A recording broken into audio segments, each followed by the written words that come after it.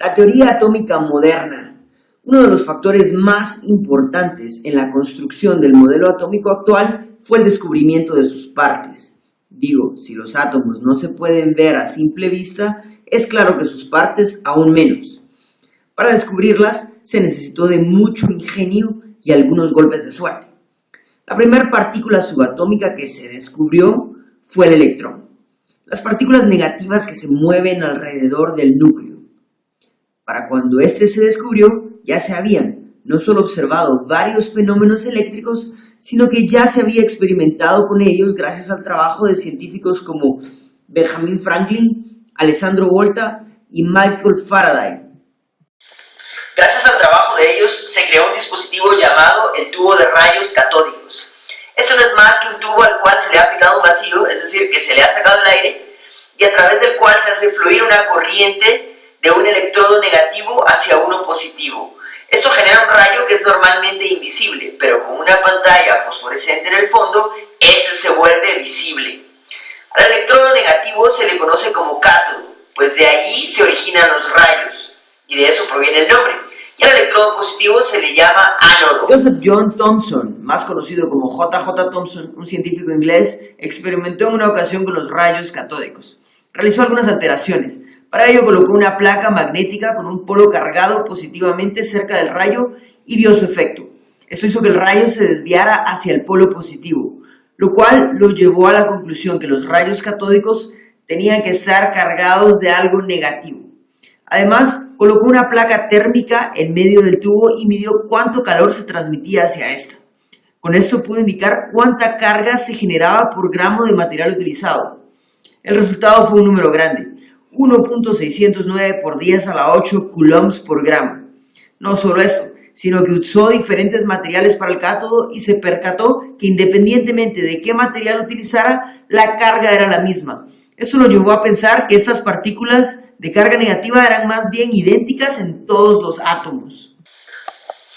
Thomson decidió llamarles corpúsculos, pero el nombre no persistió mucho y pronto fue cambiado a electrón, gracias a ese efecto eléctrico observado, como se llaman aún hoy en día. Thomson sabía que los átomos en conjunto eran entidades neutras, y como sabía que la masa de los electrones era mucho más pequeña que la de un átomo de hidrógeno, gracias a los experimentos con rayos catódicos, se imaginó que los átomos eran como un pudín de pasas, es decir, un núcleo con electrones pegados a él. La segunda parte de los descubrimientos también tiene que ver con el electrón, pues Robert Millikan, un científico estadounidense, logró determinar la masa de un electrón gracias a su experimento llamado la gota de aceite de Millikan. En realidad hubo otro personaje que trabajó arduamente con Millikan, llamado Fletcher, pero su nombre rara vez es mencionado en los libros de texto, por ello lo recordamos en esta ocasión. La gota de aceite de Millikan se hizo en este dispositivo, el cual consta de las siguientes partes: una cámara, una placa negativa, una placa positiva, un atomizador y un microscopio a través del cual se puede ver las gotas de aceite. Para Millikan era conocido que en el momento en el cual se alcanza la velocidad terminal de la gota, la fuerza de arrastre se iguala con la gravedad. Con esta consideración es posible establecer un equilibrio mecánico generando una corriente en las placas, es decir, generar tanta fuerza como aquella que hace caer a la gota.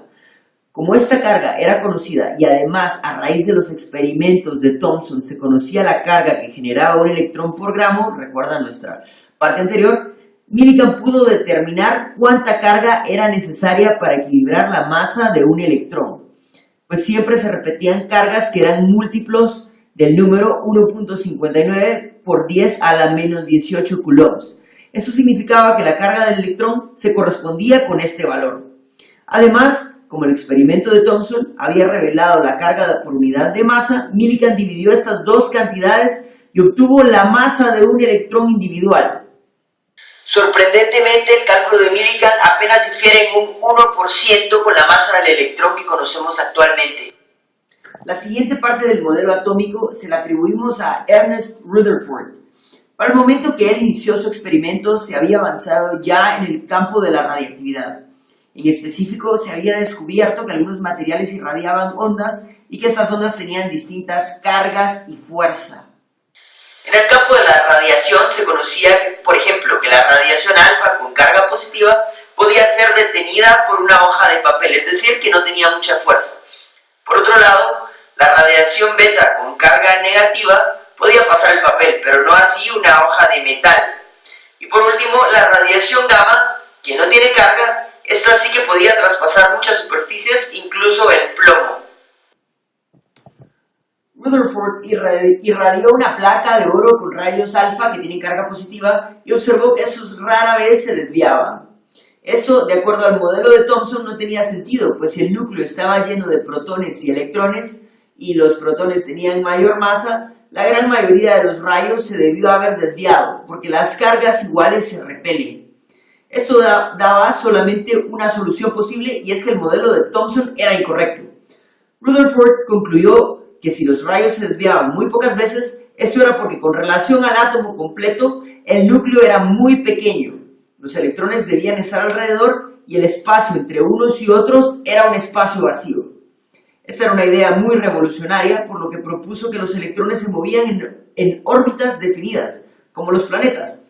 Así, Rutherford creó su modelo atómico, que es el mismo que vemos en muchas ilustraciones.